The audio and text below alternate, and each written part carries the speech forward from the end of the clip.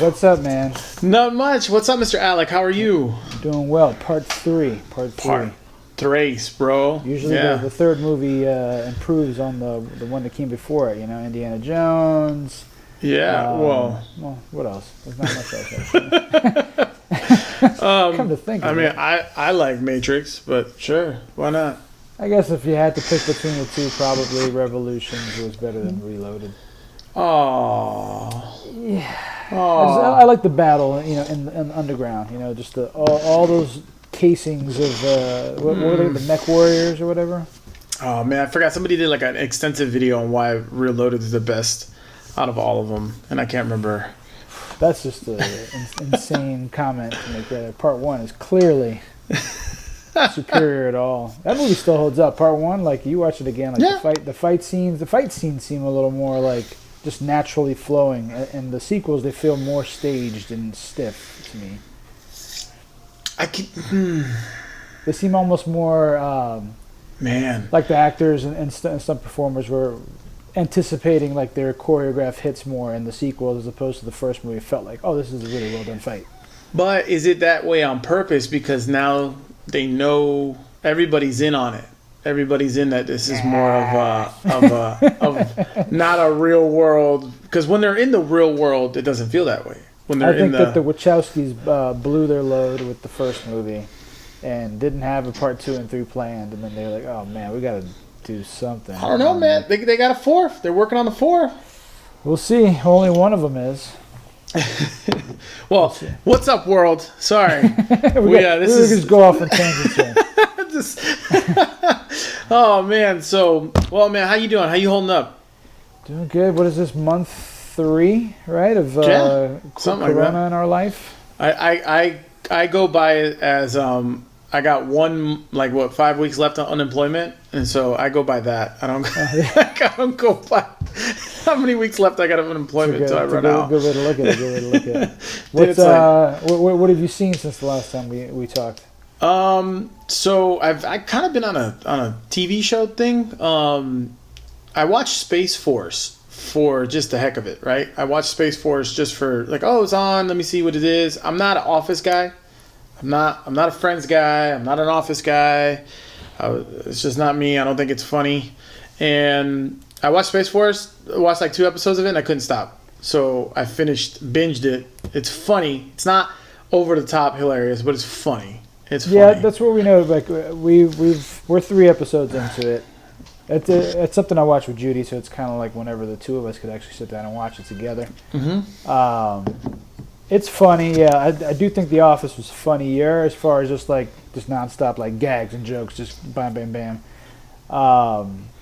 It's a pretty show. Space. I mean, you can tell they put money into it. Netflix always puts money into it.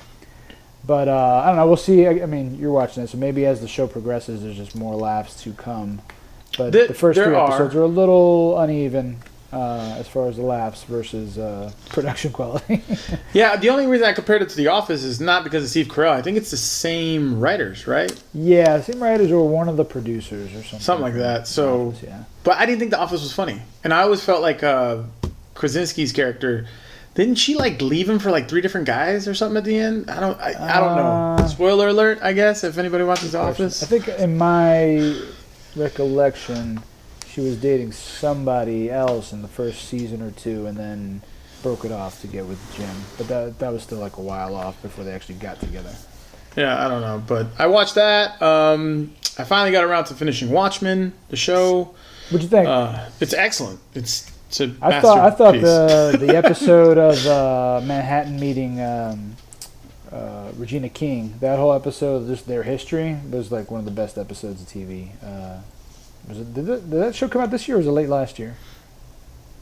I think it was late last year. That's a good question. I don't know. Everything is... The timeline of 2020 is such a mess now. You could tell me Matrix came out last week and I'd be like, yeah, it did. Yeah. Of course. I don't know. That was a great episode, though. Just, when he meets her in Vietnam and then, saying how everything's going to play out for their life. Yeah. It's fun. It's interesting because what's his name is in that show. And then as soon as I finished Watchmen, I watched something else that he was in. It's the guy who I forget the actor's name, but he's a character actor. He's in a lot of stuff. He's been around for at least 30 years. The guy who plays Dr. Manhattan? No, the guy who plays Mirrorface from. Tim Blake Nelson. Sure, I'll take your word for it. From Oh Brother, We're Out There, right? Yeah. And the Ballad of Buster Gags. Scruggs. Scruggs. I still haven't seen that. But you know who I'm talking about. Yeah. And hopefully people out there know what I'm talking about. Yeah, Oh Brother, We're Out There, which is an excellent film. And he's like, I watched that, then I watched something else. Oh yeah, I watched I put it on just because it was on. Was it Netflix or was it Amazon? It was on something. Olympus Has Fallen. Oh no. What's the third one called? Angel Has Fallen. Angel Has Fallen. He's in that. He's in that. Yeah, he's like a small acting role, but I was like, oh, okay, he's in this, and it's just weird. Those movies are fun throwaway action movies. Yeah, no, they're great. They're great for what they are. Yeah, easy to watch. Angel's Fallen. Is it and I hadn't seen it London yet. Has Fallen. London Has Fallen was pretty action packed. I think the only downside to Olympus Has Fallen is like the really bad CGI. I don't know if we talked about this before, but it was a relatively low budget action movie. But like the helicopter, whatever, circling over the White House and exploding. Man, this is pretty bad for 2000 and whatever. 14, 15. It's because they put all their movies into the other movie that came out that year, which was the Jamie Foxx and White House Down and the White House Down and Channing Tatum. But I watched that. We're recording this. What is today? Today's the 23rd. Yesterday we found out, sadly, that Joel Schumacher passed. So I put on my favorite Batman movie. I put on Batman Forever. That's your favorite over the first original Batman? I've always been a Kilmer fan. I know I get a lot of shit for this, but I don't care who plays Batman. I care who plays Bruce Wayne, and Kilmer has that. I've always been a pretty boy, rich boy kind of look. He has that over Keaton. Keaton, I never liked his when he was younger. Keaton now looks like a great old Batman, but like I didn't like his hair. He was like 5'5", and well, your Keaton might be coming back as Batman, right? I know. I'm excited. I'm excited for that. I'm excited for that because I'm excited for the storyline. Yeah. But I've always argued. Yeah, I guess. Well, from what I hear, rumor-wise, I don't know. Like, I'm not following it too closely, but the Flash movie, I guess, is supposed to introduce different universes or something like that. Yeah, it's Flashpoint. So I'm not the expert to get into that, but I kind of know Flashpoint. But well, I guess in that regard, if they do it that way, then all the Michael Keaton movies are canon. In the series, so that's kind of cool. Yeah, it'd be cool. But my personal opinion, I think the best old man Bruce Wayne, not to go really off on this conversation, it would be my buddy brought this up, so it wasn't my idea. So don't throw this at me. But he has a very great point. Old man Bruce Wayne. Besides, Kevin Conroy, who's the best, technically, Batman to ever play Batman. He's the one who did the animated show. Oh, okay. Did he voice like Mask of Phantasm and all that? Yeah. Kevin Conroy's at the peak. He's honestly the peak because he has the voice. He actually did the Crisis TV show. He played Old Man Batman in there for an episode or half an episode. But Sylvester Stallone would be a great Old Man Batman. An old man Batman, just a grumpy, just built, just angry old man Batman. Thinking of the voice underneath, thinking a little too Judge Dredd-ish. I like Judge Dredd, so that does not help your cause. It does not help your cause. I mean, the CGI for 1995 film is not great, but I like it. The law. I don't know about that one. But what have you watched? I've seen quite a few things. One that kind of stuck out recently was Dark Phoenix. It was my It was my late night, watch over the course of like 3 nights, break it up kind of situation. Yep. Not terrible. I know you think it's terrible, but so bad. If you watch it as just a standalone movie, it's not bad. But like if you try to mix it in with the timeline of these X-Men movies, it's just been screwed up so bad. Mm-hmm. Like I don't know if I missed something. So Days of Future Past, did the events that happened in that movie that they changed, did that have anything to do with unearthing Apocalypse? It didn't, right? That was just going to happen no matter what. I feel like it was just fate. Yeah, I feel like it was just supposed to happen. So Apocalypse would have happened regardless.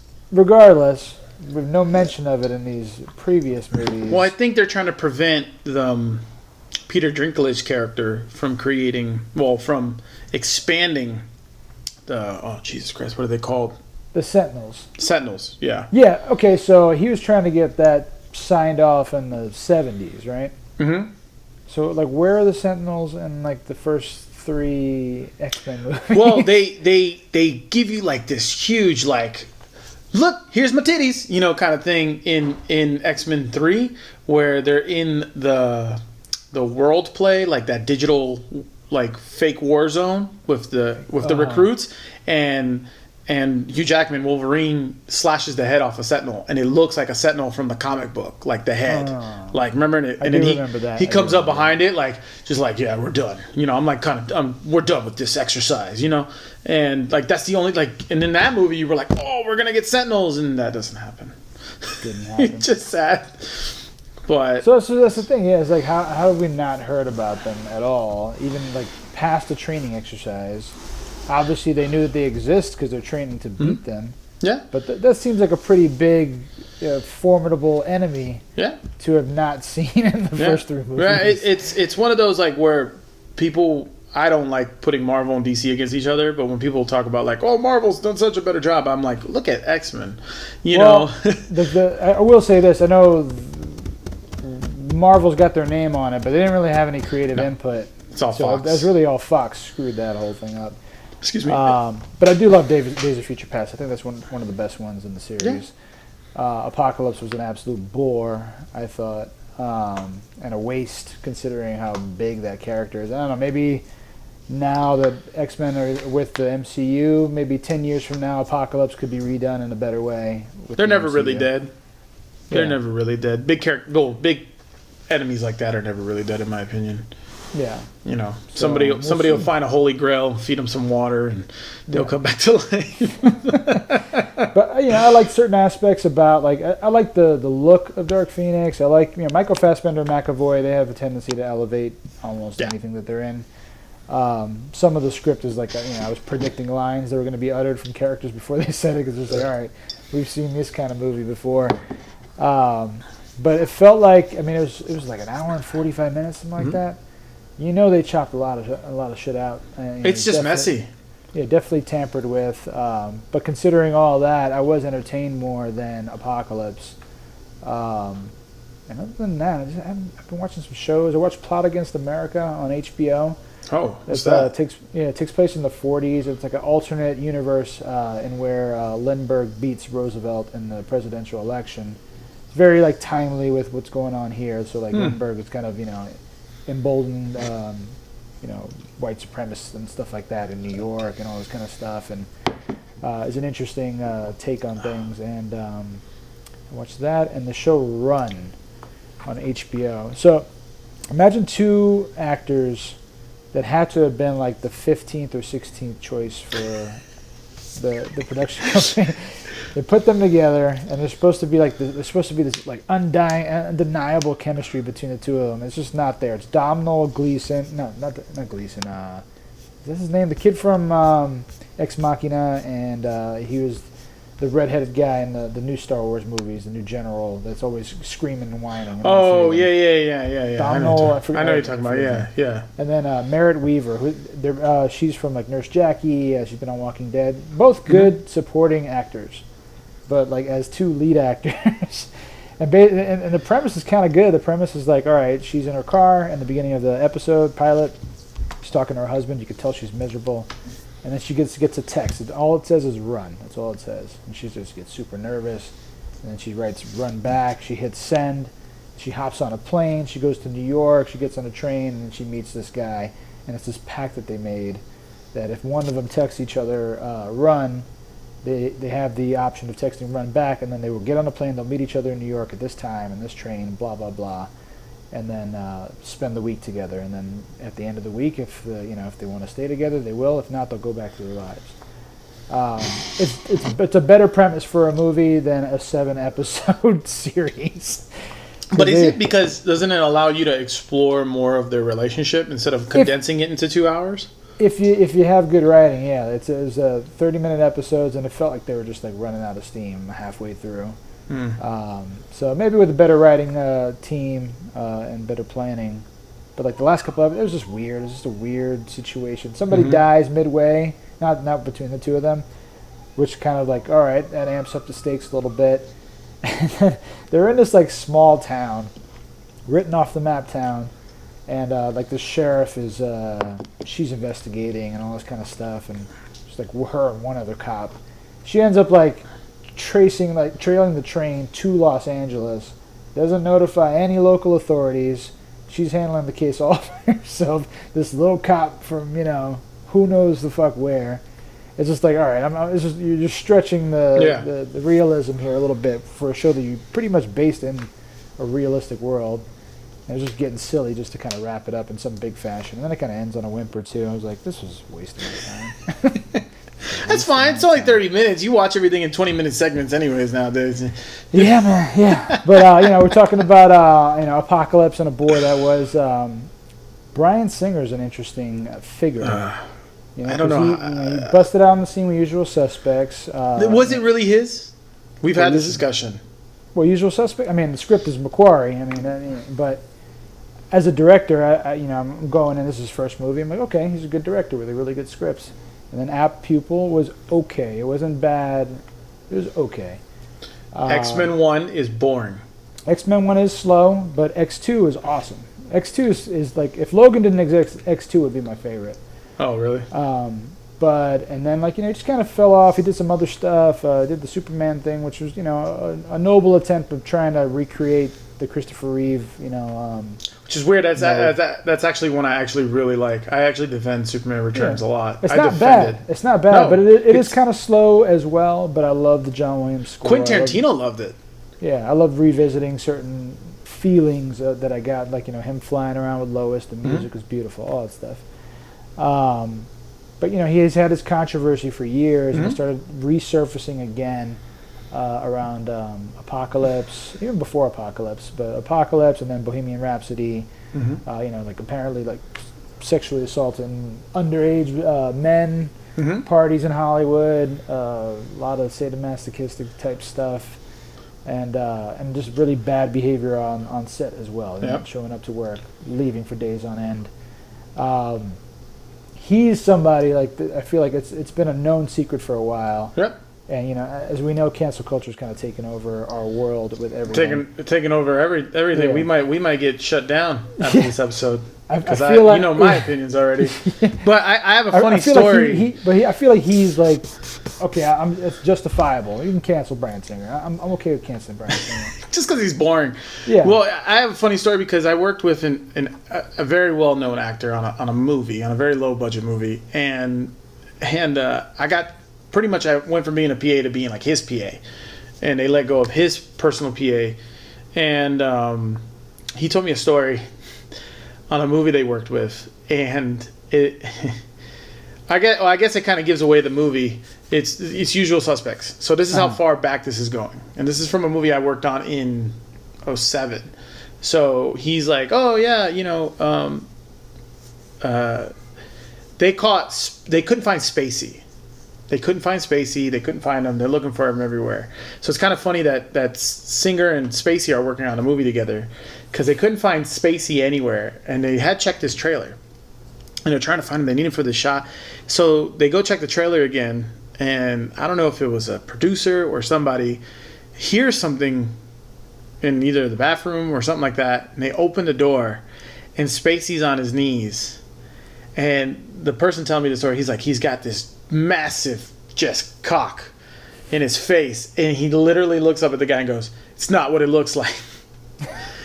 And then the question was and they kept him on because he was doing it to somebody's brother. It was somebody's brother, and he just told me, you gotta understand, I was 19 at the time when the story's being told to me, so I'm laughing because I'm like, this is wild, this is crazy. But he's like, yeah, no, nobody cared. Singer didn't care, nobody cared at the time. And now when I sit back and I think about it, 13, 14 years later, I'm just like, they knew. People knew. Wait, people knew. You said he was doing it to the guy somebody's in the trailer was somebody's brother, somebody who worked. So how old was that guy? I don't know how Apparently, old the that guy brother? was. I don't know, but he must have been of age. But my Okay. point is, it's kind of interesting that the stuff about Singer comes out, the stuff about Spacey came out. Those are people that are. It's been known. Yeah. It's been around. Stories have been around. This is a story that he's telling casually, not just to me, like in front of like 30 people on set. Like he didn't. Well, at it's least like- that Spacey situation kind of seems a little consensual, unless the guy had fear in his eyes. The brother. I don't know. I definitely heard horror stories of Spacey with like minors and all that as well. I bumped into Spacey at a party in Beverly Hills one year. I don't know how he ended up there. I got invited to a party. I bumped into him because my buddy's like, look who's next to you, look who's next to you. I look over and it's Kevin Spacey, and I'm like, oh, okay. He's like, it's Kevin Spacey. And I'm like, okay. So I walk over, I'm like, hey, my name is Gus. I was like, I just want to let you know I'm a fan. This is 2010. I don't know. And I was like, I worked with somebody that you worked with, and I gave him the actor's name. And he goes, oh, really? I was like, yeah, I worked with him. He said a lot of good things about you. And he looks at me and goes, I'm sure he did. I was like, what? I was like, oh, okay. But I don't know. Like people like Kevin Spacey, people like Bryan Singer, like. Well, I mean, recently we got accusations thrown at Ansel Elgort. Yeah. Some 17-year-old. Well, she was 17 when he sexually assaulted her, allegedly. So I mean, I don't know. There's so much to that story, man. I've been reading up on it. Apparently, the Twitter handle has disappeared. The whole Twitter account has disappeared. I'm sure Twitter fans of Ansel have probably flooded with negative comments. Yeah, but you can't just And I got into it back and forth with like over 40 comments on a Variety post that they posted on Facebook because my whole thing has been. You're guilty until proven innocent at this point. Yeah. It doesn't matter if it's this. Doesn't matter if you get. For sure. If it's a Black Lives Matter movement. It doesn't matter what it is. This day and age, it's like you're just guilty and you got to prove your way out of it. And that's what I wrote. And people were like, "He's a rapist. He's this. He's that. He's a predator." And I'm like, the dude was 20. I was like, and she was what, 17? What were the the actual accusations though? Like, what did she say? The accusation was that he had messaged her. I didn't see any pictures of the messages. I saw a picture of them together, but her face is kind of blurred out by her hand because she never released her name. She didn't release her photo. She then says that it was her first time having intercourse, and she was sobbing, but he continued anyways. So I was like, okay. I was like, that's a little messed up, but I mean, I don't want to get into people's personal lives, but I'm sure everybody can remember their first time. And guys have a different experience, and girls have a different experience with their first time. Like, right. I don't know. I wasn't in the room, and none of us were in the room. And then she was just saying, this is the story I want to tell about Ansel. No other women backed that up. No other women came out and said, oh, me, the same thing. And she admitted that he stopped responding to her. Like, he ghosted her. Mm-hmm. She wrote that, like, oh, he just didn't comment. I guess he got what he wanted, and now I'm dealing with this PTSD of it, and it was like, okay, cool. If that's the case, take his ass to court, Yeah, I'm definitely not a fan of just having Twitter be the platform that people air out things that like this that happened or allegedly happened. I'd definitely take it to police or whatever first. And maybe she did. Maybe she did. Or take it to a lawyer. Yeah, and maybe she did, and maybe nothing happened of it. She's like, you know what? Now I'm going to take it to Twitter. I don't know the full story, so I can't comment on that part of it. But now it disappeared. Everything's disappeared. Yeah. Everything's gone. She doesn't need to take. I mean, it's her opinion, right? So she didn't. It's her story. So she didn't. It's not like a lawyer came her with a cease and desist letter and said, "Oh, you need to take that down." Like, no, legally she doesn't. Right. I mean, I'm not a lawyer. I'm an idiot. So I don't think she has to take that down. I think she probably took it down because she probably got flooded with Ansel fans coming at her, probably. But it was a fake handle, not a fake handle. It wasn't her real handle, and she didn't put out her real name. So even if that's the case, why even answer DMs or why even turn off the comments or whatever it is that you can do? Right. Like. There's so much gray area there, and then for people to just go, screw it, hang them. Get your pitchforks, guys. Let's go. Get your tiki torches. Let's go. We got it. We're gonna march down the street. I think the message that gets lost is, that we should take accusations seriously, but not take them as gospel right off the bat. Listen to it, gather the evidence, try whoever in court and all that kind of stuff, but like don't automatically be like, all right, this guy, forget it, over. Or at least get the other side of the story. And that, that's what I'm saying. Yeah, get both sides, but like take them both seriously. That's what that's the message that gets lost. Everybody just like she said it. That's it.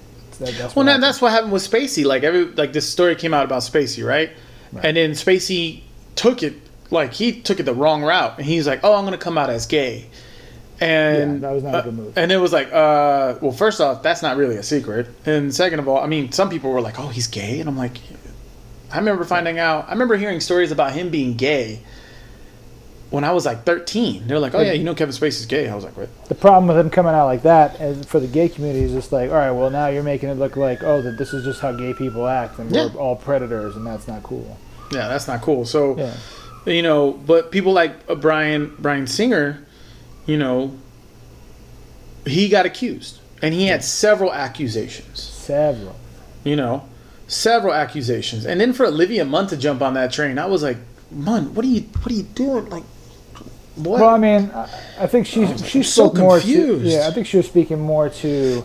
I read that article. She was speaking more to just his behavior and then him still getting jobs, even past the accusations. Him just like not showing up to set and be like, "Oh yeah, I'll text my assistant and say, hey, you guys just film without me. Just keep the show going. Keep the show going." Yeah, but she says at the time she didn't know what that was. She didn't know what was going on. That she had was it strep throat or he had something? Some thyroid. Yeah. Thyroid issue, and then like she ends up finding out it's this, and now she's disgusted and this and that. I'm like, yo.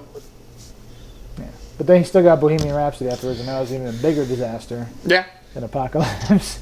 Yeah. I cannot believe that movie made $900 million worldwide. And dude, people jumped on that bandwagon, man. And was nominated for all the Oscars it was nominated for. It's not that good. I fight people to the T. Best editing. I cannot believe it won best editing. I know it was a pat on the back Oscar, because that guy had to deal with basically two directors' visions and make it something. So I mean, hats off to him for making a movie as best as he can, but that still doesn't give you like the right to win best editing. I threw down last summer. I was like, I don't care what you say, Rocket Man is a better movie than Bohemian Rhapsody. Yeah, I said it. Deal with it. It's better. Oh, it's great. Rocket Man's great. And it's the same guy. It's the Dexter Fletcher. He's the one that finished Bohemian Rhapsody. Oh, I didn't know that. Yeah, he directed all of Rocket Man. Oh, I didn't. That's even better. Well, Rocket Man's excellent. But I'm an Elton John fan. I'm more of an Elton John fan than Queen. But I'd say I'd probably leveled off for me, like the same amount of hits that I would like. I like older Elton than like his 80s, 90s Elton, 70s, 60s Elton. Like that's some good rock then. Yeah. Oh yeah. But the thing with the cancel culture stuff is like they're so quick. Celebrities are already in the limelight, so people feel like they're entitled to not just have an objective opinion, but to also be like, I'm the judge and I'm the jury. Right. Cool. You want to be the judge and the jury? Don't support their films. Don't buy their music. Don't go to their concert. Don't go to their shows. Don't read the tabloids. Like, that's how you get rid of these. Shit, we did it great with Steven Seagal and Jean-Claude Van Damme. Like, and those guys are just shitty people, but they didn't do it. I mean, my understanding is I've never read anything about stuff like that. Is an exceptionally bad person from what I hear. Lots of sexual assault allegations. Yeah, and I've never heard anything about Van Damme except for one in the early 90s. He just did a lot of coke. But other than that, like, nobody paid attention to them, and they just disappeared. Yeah, just more an international scene. Just doing movies over there, overseas. But yeah, like what you're saying, like Johnny Depp, he got directed. I'm not a big Johnny Depp fan. Like I love his '90s stuff and maybe early 2000 stuff, but then he just became like a caricature of himself. And even like movies where he was playing, like it almost seemed like he was incapable of playing a normal kind of person. I don't think he's a normal person. Yeah, because you watch him in interviews, like he feels so uncomfortable in interviews. Yeah. But like when he plays like Jack Sparrow, he comes alive, or like weird Willy Wonka or Alice in Wonderland. But then he does like Secret Window. Secret Window? Is that what it's called? Mm-hmm. Mm-hmm. Yeah, the thriller kind or Transcendence. Yeah. Remember Transcendence? Transcendence. Oh, that was a bore. That was like poor Wally Pfeifster. His directorial debut. Had to be that. That was like an updated Virtuosity. Yeah. but with no Rich action. Rossi, can you like that was Russell Crowe And Denzel, but it was like an Russell Crowe hamming it upgraded up. virtuosity with no action. Yeah, exactly. But But yeah, like Johnny Depp, this whole Amber Heard situation. Like at first, like you see photos of her, bruised and stuff like that, and immediately like cancel Johnny Depp, and then like all this stuff comes out that like I think his horrible Tupac movie got pushed or got completely taken off. I think it got completely. It's on a shelf somewhere. Yes. But like so she like audio recordings have come out like within the last year of like her being super abusive to him. Her lawyer team dropped her. Just taking They're like, bye. So I don't know about the photos, the photographic evidence. I don't know if she did that to herself or maybe he was good makeup artist. I have no idea what's going on there, but it definitely seemed like she was instigator in a lot of it. Not funny, but interesting enough, Stallone had an accusation maybe almost 2 years now. Yeah, 2 years ago, maybe now. And he had but it was old though, right? It was it was from when they were filming Over the Top. Yeah, and the final, I guess the third act was filmed here in Vegas, where the championship arm wrestling thing happened. And she's like, yeah, he took me to his room, and I was only like 16 or 17 or something. And I'm like, first off, you were in Vegas. And this is the 80s, and you were 16. And I think Nevada has a law here. I think it's 16 and up. It's like consensual. It's really weird. It's weird for us to say because yeah, it's consensual. It's gross for us. Yeah, but at the same time, I'm like, it's just the 80s. What are you doing there? And New York for a long time, 16 was consent. Maybe within like the last 10 years, it changed, but. Well, I gotta look into that, but I know like Mark Sanchez had a young girl in his apartment, but they said it's consensual because of the age. Yeah. So she accused him during filming of that, and it took Stallone's ex-wife, okay, who was she was in Rocky 3. What's her name? Tall blonde. Lady. Oh, you mean Rocky 4, Bridget Nielsen? Yeah, Bridget Nielsen, who they don't talk. She hates him. Like, they don't talk at all. She came out and had to defend him. She was like, no, there's no way that she had sex with him. I was with him during that filming, and we had sex every night. Like, that was like her quote, and I was like, holy shit. And for her to, like, they hate each other. Like, people don't know that. Like, she hates him. Like, or they don't get along, I guess. Right. But like, for her to come out, it took that. Like, it took people with Johnny Depp, like, people to come out and go, like, that doesn't sound like Depp. Like, that. And it's like, and people were still like, well, we already canceled him, so fuck it. He's out. And it's like, no. Like, you can't. I think he'll get his return. He'll get his redemption movies and such like that. I think he's probably going to hand off the baton and Pirates of the Caribbean to somebody else. Yeah, but it gets to the point where corporations and Disney and all this start reacting. They need to react now, So they were talking about taking his because there's an actual robot of him on the ride. Yeah, that's a likeness. No, it's Jack Sparrow. Yeah. At the end of the ride, which I remember a couple years ago, we took the ride, and I was like, "That always been there," And I was like, "I guess that's new." He's getting paid from that. Yeah, and then it's like Disney's like, "Yeah, we're gonna have to." People were like, "No, you need to take him off the ride. Kids are gonna see that," and I'm like, at what point do we just kind of go, hold on, like Cosby, not a great example. Fucked up what he did, completely agree, but the impact that his show had and can still have, that matters. Well, it won't have anymore. Nobody will syndicate that ever again. And yeah, I grew up watching Cosby. I don't think I'll watch it again. Just because of the character that he's playing as this wholesome, dad, and maybe he was a good dad too. Gynecologist / OBGYN. Yeah, it's just like I can't watch it now without having that image in my head. It's a lot easier, I think, to watch like a movie like Seven or Usual Suspects or LA Confidential, where like Spacey's playing like a bad guy. Not the cleanest, yeah. LA Confidential, he was a good cop. He was just like just a show-off cop or whatever like that. But like, I think it's easier to watch those past movies before they were exposed as these monsters than like somebody playing like a wholesome dad. I don't think Cosby Show will ever see that again anywhere.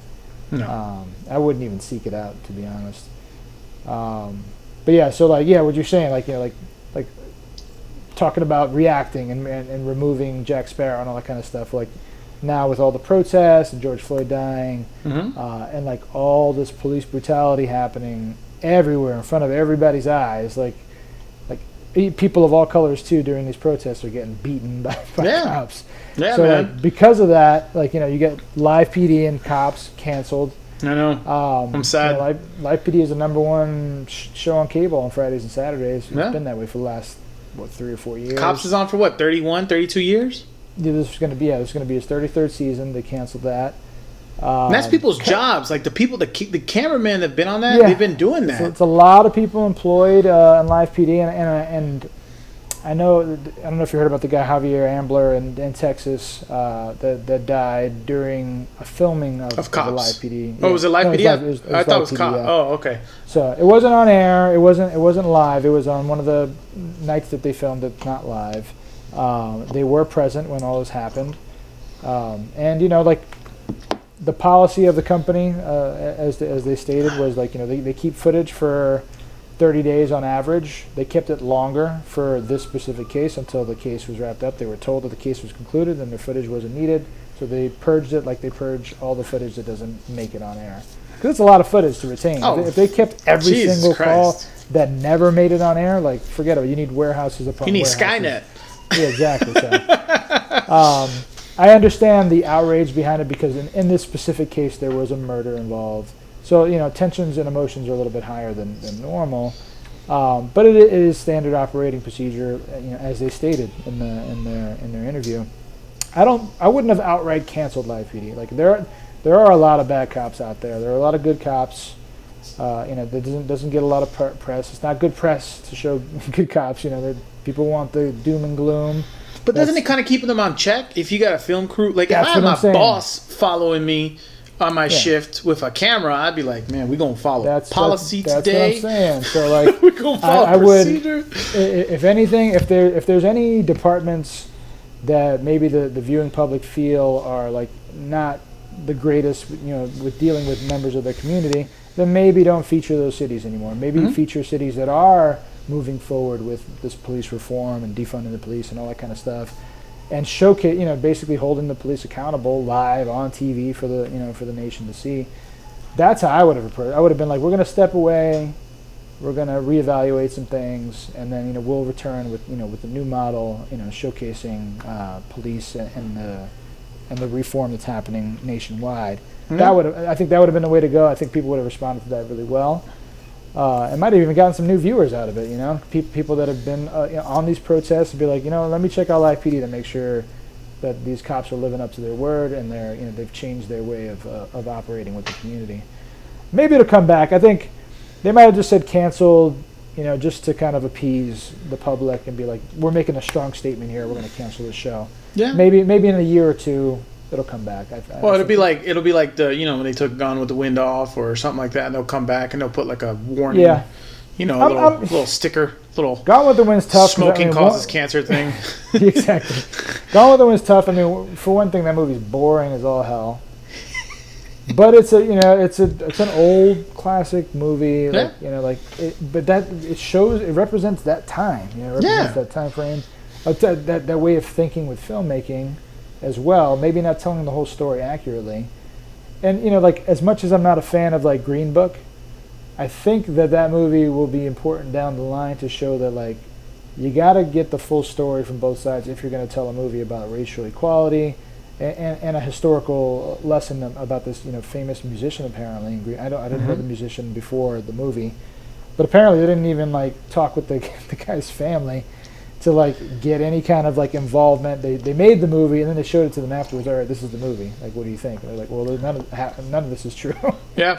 So it's like, all right, well, the writer of that movie is the son of the character that Viggo plays, Viggo Mortensen, and it plays like a love letter to his dad. So I get the direction he took because I love my dad. I idolize my dad. This is what my dad did in my eyes. It's not necessarily the truth.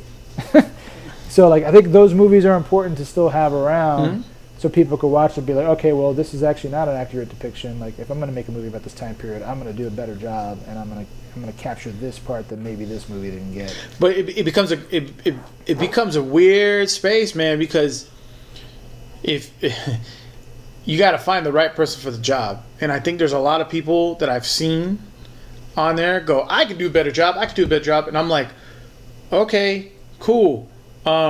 Audition or submit something or put something in. You can't just go in there and be like, well, I'm black and I deserve a better job, or I'm gay so I should play this gay character, or I'm white and I should play this character, or and I'm like, cool, but at what point does the creative person, whether they're the actor, the director, the writer, try to be given the opportunity? Now I know and I understand black people or Hispanic people or people of color, minorities, they don't get the same opportunity or the same treatment. I understand that.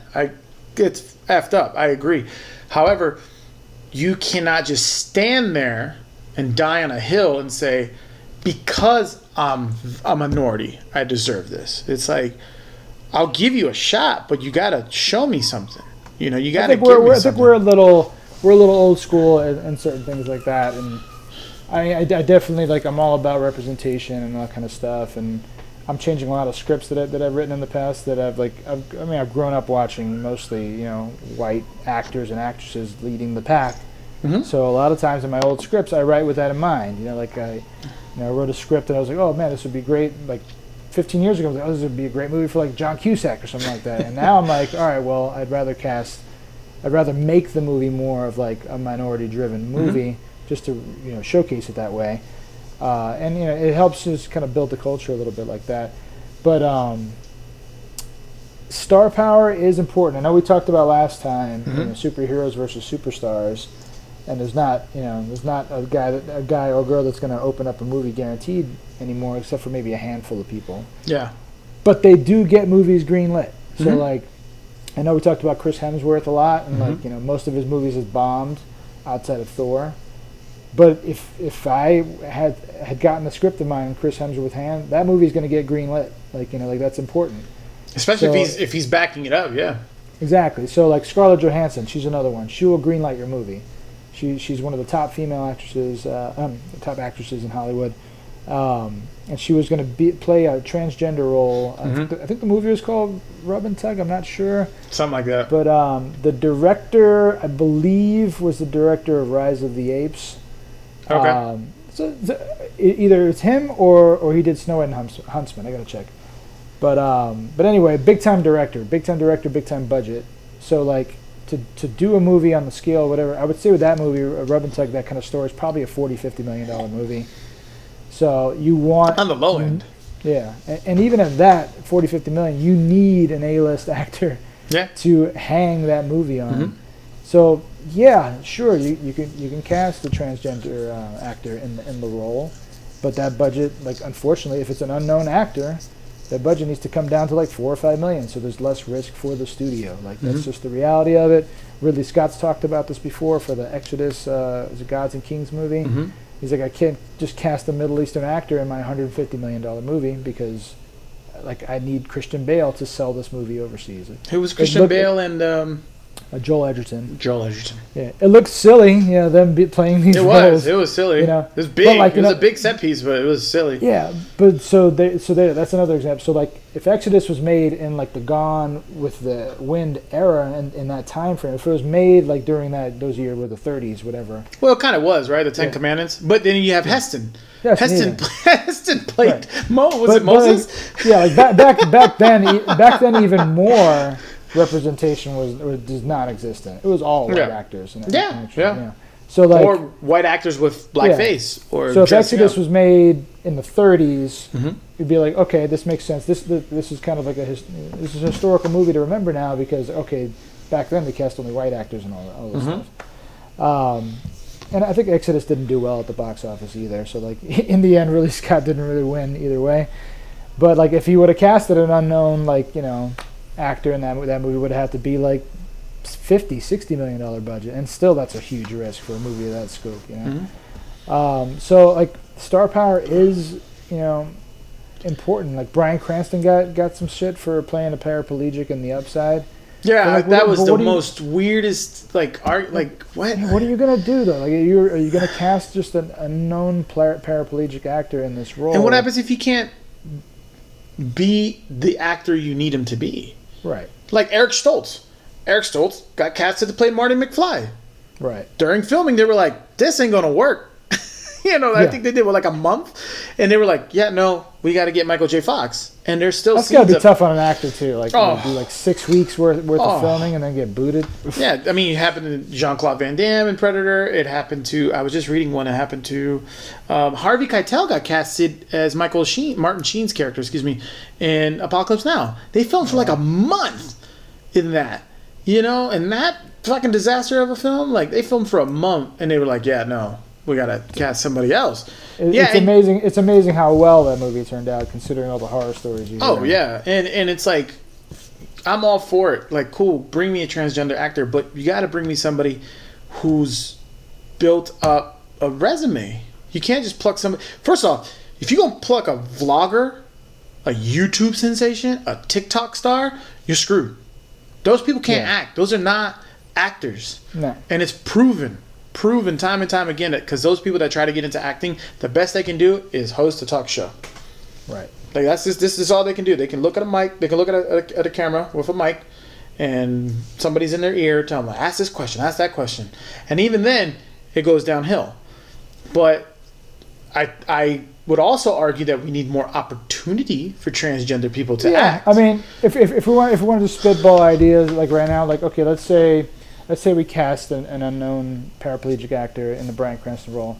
Okay, so like that means we have to cast out the rest of the movie with big names, and that could end up being more expensive in the end. So it's like, it's all whatever like sword the studio's willing to fall on. Like. Hey, I'm gonna ask you a question. Yeah. Did you watch Clint Eastwood's latest movie, Robert? Is it Robert Jewell? Richard Jewell. Richard Jewell. I did not. I want to. I haven't seen it though. I watched it on the plane. It's good. It's good. But you have what you're talking about. You have Kathy Bates. Okay. You have John Hamm. You had oh my God, what's his name? Oh, Sam Rockwell, right? Sam Rockwell. You had 3 top-notch actors. You had Olivia Wilde. Olivia Wilde, yes. I was gonna say Olivia something else, but you have really solid. Sidebar. I love Olivia Wilde. Who doesn't? But you have great actors, and then you had the main role on an actor I've never heard of or I've ever seen saw. him before. He was in I, Tonya. He had a supporting role in that, and he was on the show. Oh, that's right. He was in I, Tonya. Yeah, he was in Kingdom. It was a ATT audience channel show about MMA fighters. He was. But Eastwood's tried it. But he's still unknown though. Yeah.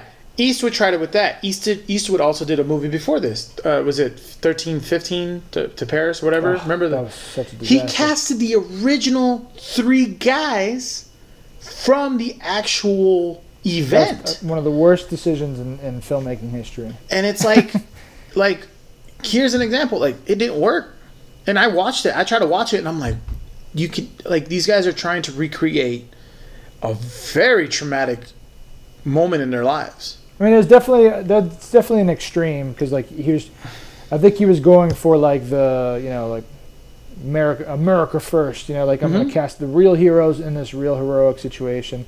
If we were to cast an unknown going back to Brian, an unknown paraplegic, it would still be an actor. Like, it would still be an actor that we would be hiring, unlike these actual soldiers that are just like, they're not actors. Like, and like you could tell from. But here's the thing: that movie was bad even before those guys showed up in their like adult roles. Like the opening scenes of them as kids, like the writing of the parents going to some teacher conference. I'm like, good Lord, this is awful. This is so bad. Yeah, but Eastwood's lost it. But who will go watch it? Who will go watch it? I think. Well, yeah. So who saw not Honey Boy? Who saw the other one that he just did? Was good. Honey Boy was good. No, what's the other one that he just did where he's with the Down syndrome actor? Oh, he got shit. Peanut Butter Falcon. He got shit at the award show because he wasn't laughing at him. He was like, they became friends. Yeah, he's like a big brother to him. Yeah, he's like a big brother to him, and he's laughing because he's trying to read the card or whatever, and people are like, oh my God, he's laughing at him. I'm like, These guys are fucking. These guys are friends. Yeah, those guys are super tight. Like they're super tight, and he's even admitted like he's taught him things about himself that he didn't know. Right. And in cancel culture, it was like, oh, we got to get rid of him again. Shia LaBeouf's got to go back to the furnace, and you're just like, that dude just got out. He's extra crispy still. Like, let him cool down. Like, shit, man. I think like anything, like we're like creatively figuring out how would we make this work. So like, I think it could work, but it would end up being more expensive, I think. And the studios obviously want to spend less and make more. Mm-hmm. So if you cast an unknown actor in a lead role, you got to like fill out the rest of that movie with big actors. Mm-hmm. It's like we're talking like some people are getting like $2 or $3 million for like a couple days of work, stuff like that, and that all adds up. And then what happens? And what happens if some crazy stuff like Ansel's stuff happens? Ansel's career is just starting. He's had some big stuff under his belt, which is impressive. They gave him Baby Driver. Now he's doing West Side Story. But what happens if some crazy stuff comes out about Ansel, more crazy stuff comes out about Ansel, or more crazy stuff come out about these transgender people or other nun role, or the person who's playing the paraplegic person didn't tell his story real. He actually just fell down some stairs and didn't get shot. Like, what happens? What happens with their work? There's got to be a line somewhere. I mean, like just trending today, there was a hashtag get split off Netflix because people with multiple personalities were. I think you fell for it. I think you fell for the clickbait because I saw your text this morning. You got to look through Twitter. No. There's an actual petition on change.org. I don't believe anything on change.org because it's never worked. Here's my thing. I'm just saying it exists. Who you're supposed to listen on that one if the people complaining about split personality are the people who have split personality? Is that Alecc complaining about the split personality, or is that you're gonna get people coming after you? Or is that Steven complaining about split personality because he doesn't want Alecc to come out and say that this is fine? General public, I do not agree. It's make believe people. He's literally bending bars. It's a movie. He's running like a werewolf on grass and tackling people, and Mr. Glass from another fake movie comes up. Like, well, you're thinking of the shitty sequel to Split. Yes, but it's all one universe. It's all one universe. Even if it's a sequel, it's all together. Yeah. And my point is, it's not real. It's not meant to be real. I was joking with a friend earlier. I was like, I'm just waiting for somebody to cancel Universal Studios for casting an Italian American in the role of a Cuban 35 plus years ago in Scarface. Come on, man. It's such a ridiculous performance, but it's it's part of cinema history. No. You know what? Pacino gets a pass. It's everybody they casted around him to play the other Spanish actors. What's his name? He's in Over the Top too. It's funny. Now we talk about two movies that relate back to Over the Top. But the white guy who he kills towards the end of the movie at the table. Remember, he's got his arm bandaged. He's like, Tony, you know me, Tony. Robert Loggia, yeah. Right? That guy. Yeah. He's playing a Cuban guy. Yeah. That happened all the time, that happened, but like again, like with Gone with the Wind, like it's good for those movies to exist and not be shoved away, to be like, okay, like now we're in 2020, let's do better with casting now. Yes. But those movies, like, don't drag them through the mud. I mean, they are what they are because they're a product of their time. I'm gonna be honest with you. I love Scarface. It's a lot of fun, but it's not a good movie. No, it's not a good movie at all. It's not a good movie at all. It's actually grown into a very funny like comedy. Like now, like it's a really funny movie. If you want to look at the better De Palma Pacino pairing, it's Carlito's Way. That movie holds up really well. Excellent. Again, Italian American playing a Puerto Rican. Puerto Rican. Yeah, I was gonna say he's playing another Spanish guy, but I'm Puerto Rican. Am I offended? No. Like I think he's great in the movie. If the person can embody that role, like. James Gandolfini wasn't a gangster. He wasn't a mobster. He wasn't some Italian guy who grew up in an Italian community in the neighborhood of New York. Right. No, he was the opposite. And I worked on one episode of The Sopranos. Let me tell you right now, he was not that guy.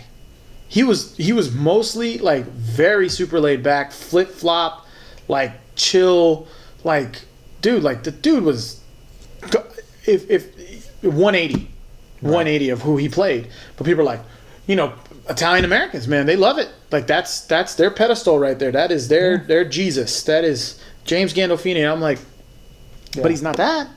He never was, and he'll be the first to tell you he's not that.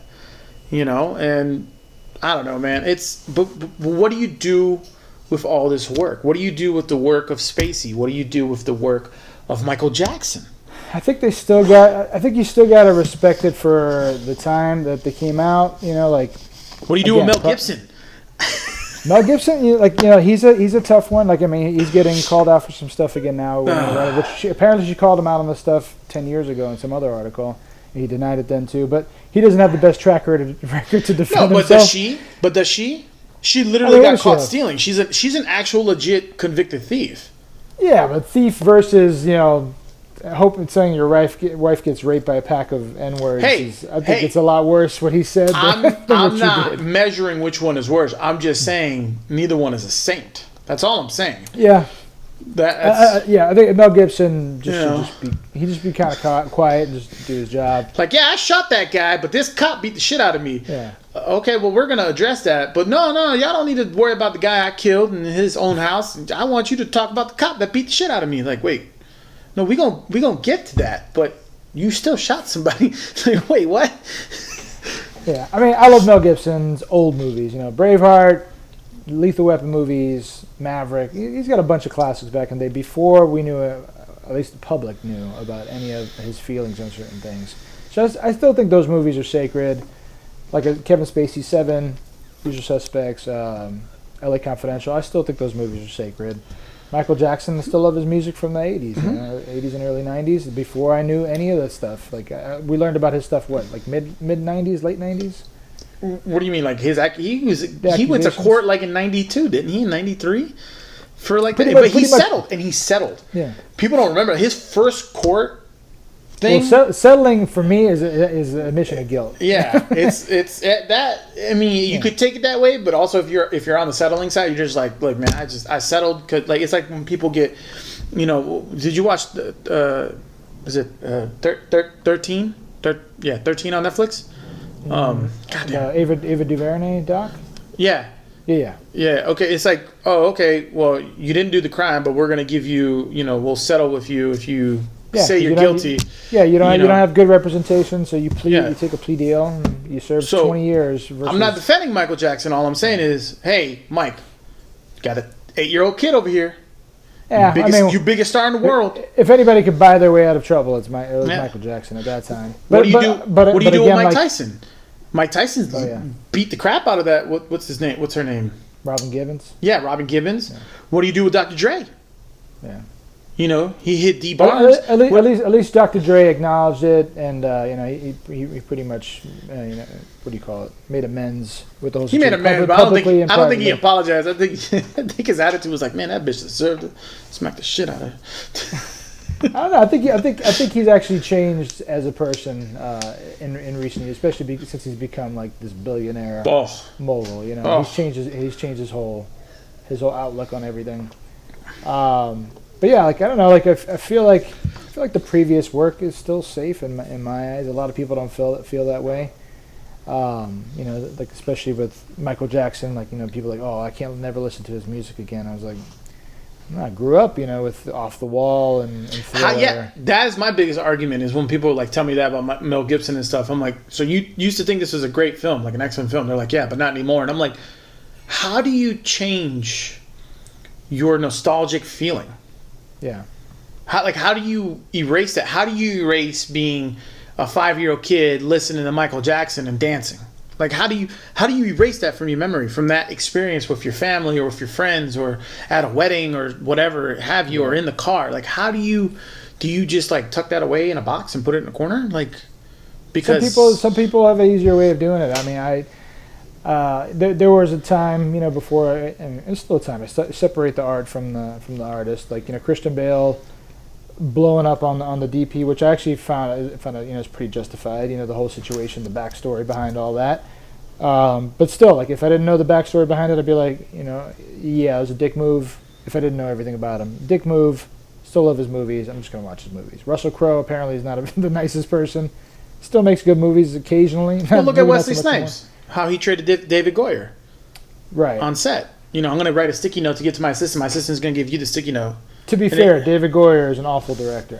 Oh, really? he ruined that series. Blade Trinity is garbage. No, I don't think Blade Trinity is any good, but I think when you're, you want to sue a studio or a production studio because they made a bad movie, like, it's a stretch, man. You signed up for it. You cashed that check. You didn't pay Uncle Sam, but you cashed that check. I could separate all that stuff if they're making good product, With this stuff, if they were to make stuff now, like anything Kevin Spacey, I don't think anybody's going to hire him. But if he was hired on something, I'd be like, I'm not interested in watching a Kevin Spacey movie right now.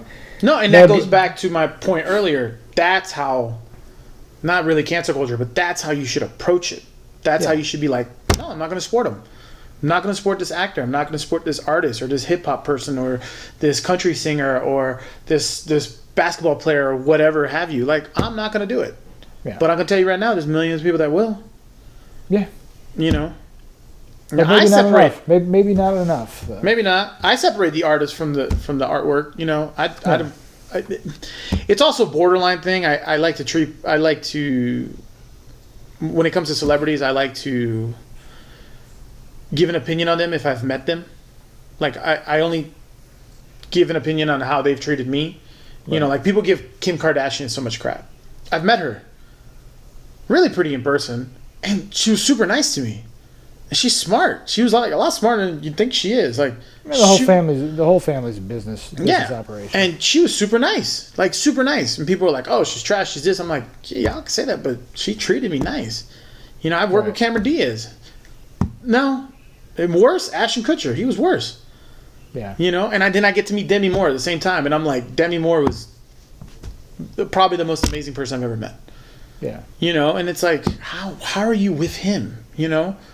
Like, well, maybe she just likes assholes because apparently Bruce Willis is a big one too. Yeah, but Demi Moore is also like crazy, like legit crazy. Yeah. She's admitted that she's seen a psychiatrist and she's bipolar. Let's be fair. Anybody in Hollywood has got a fair level of crazy. That's except fair. For maybe Tom Hanks. Yeah, Tom Hanks. Yeah, that's but fair. we're talking about all this. Gone with the Wind getting pulled off of HBO Max and streaming platforms. Theaters are starting to plan to open up. We'll see. And it seems like Tenet is, as of right now, has its flag in the ground for July 31st. That's Nolan. He's gonna die on that hill. Nolan's gonna die on that hill. What do you think, man? Too soon? We'll see what Mulan does because Mulan comes out first. I think Warner. Well, from the article I read, Warner Brothers wanted to just push it completely, and then they were able to convince or meet a middle ground with Nolan and was like, well, let's not be the first. Because here's the problem. If you're the first movie to open, whether it's Tenet or something, and the opening weekend people rush, and then by Monday you see a spike, or you see shit went to crap, or you wanted to sell out the theater but you can't because you got to keep it at 50% capacity. What do? This is another thing that, like, I don't know if Nolan understands it. Like, cool, I'm all for the film going experience, but you can't fill every seat. You can't. You're being literally restricted to fill every seat. And I also don't know if the international market's open. I know China's not. I know for sure China's not. So what are you banking on, Nolan, with this film? That's a lot of money, man. Yeah, that's a lot of money. It'd be smarter to take the small hit in marketing, with whatever they paid to market it as a July 17th and now July 31st movie, and just move it till the end of the year, if not the beginning of 2021. I want to see it. Yeah. I want to see it. It's honestly the top movie I want to see this year. It's not Fast and Furious, is that? Yeah, it's not Fast and Furious, but I want to see it on IMAX. I want to be able to go enjoy it at IMAX without worrying that some asshole in the theater is not going to be following the rules about wearing a mask when he's not eating or drinking his concession stand snacks. So and that's a thing, people are worried about that on airlines. Like I know you need a mask to get on the plane, but like once you're on the plane, there's not a lot of people that are following the rules about keeping them on. So I like, flew. What's going to happen in the theater? Yeah, I flew. I mean, I kept mine on, and I would take it off to eat, or sometimes I would just put it below my nose because it's a 5-hour flight, and you're just like, oh my god, I can't take this anymore. But I kept it on. But I just look over, and people would just have it off. People had it off, and I don't know. I know airlines are going to crack down more on it just because I'm a little bit more into that world. But I know they're. But what do? You're 10,000 feet above the ground, and you're flying over St. Louis, Missouri, and you're just like, well, Alec doesn't want to listen to rules. We're touching down right here and getting him off the plane. You know how much money that's going to cost? Yeah. You know how much money that's going to cost to do a diverted aircraft? But if you were running theaters, if you were running AMC, no, if you're the studio, if you're the movie studio, do you feel comfortable? Do you think your movie is actually going to perform the way it's going to need to perform at this? But even by July, it's just not going to happen. No, you gotta look at I would dump I would dump independent films. I would dump my small films right now. I'd be like, cool, we're going to switch everything up.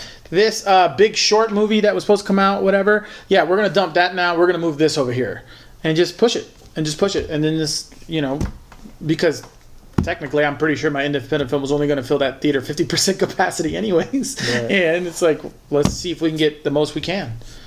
I think it's kind of funny and kind of sad to see theaters opening up at the end of this month of June 2020 and beginning of July 2020. And they're like, some theaters, not AMC, because I think they're opening the 12th or 15th of July, same as Regal. But I think Cinemark is opening up, and a couple other small mom and pop places are opening up, and they're just like, oh, we're going to show Jaws and Interstellar and what's the other one? Inception and this and that. And you're just like, I can watch that at home. Is Cinemark still with the no face mask required policy from the last time I heard about it? I know AMC changed their tune, but I'm not sure about Cinemark. I don't know. Cinemark kind of does their own thing, which is, they're still going to play Universal films. I know Alamo Drafthouse is going to have a mask requirement. Face mask, yeah. But yeah, I mean, it's just like, I know the production budget on Tenet is $200 million. They got to have spent like $125, $150 on marketing. So it's like, you need to make at least $600 million to feel good about yourself worldwide. That's a lot, man. It's a lot to ask when you don't have all the worldwide theaters at your people listening to this, or even us talking. Like I sit back and I go like, oh, $600 million on this kind of movie. Normally you'd be like, yeah, they'll make that. And now you sit there and you go, I don't think people really know what $600 million is. Yeah. Like, what did Bad Boys top out at? Bad Boys for Life, about 400, something like that. Did it? Yeah. I don't know. I think it made like over 400 million worldwide. Sure, whatever. Yeah, I'm in. And that was like a $90 million budget, so Tenet's definitely. I don't know. I mean, what's your expectations for the movie? Just opening weekend, or like we'll talk opening weekend, and then we'll talk like just personal, creative.